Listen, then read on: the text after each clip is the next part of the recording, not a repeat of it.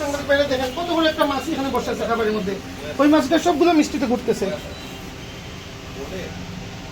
এটা কি উচিত? দেখেন কত বড় একটা মাছি। শুনেন, সবকিছু জরিমানার বিষয় না, আপনি নিজ থেকেও তো সংশোধন হতে হবে। মাছিটা সরান।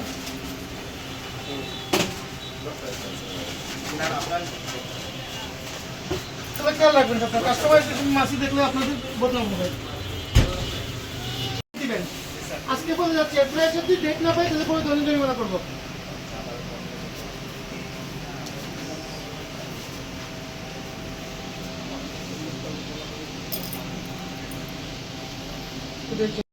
শোনা ভাই, এটা সচেতন হয়েছে, আমি আমার ইচ্ছা না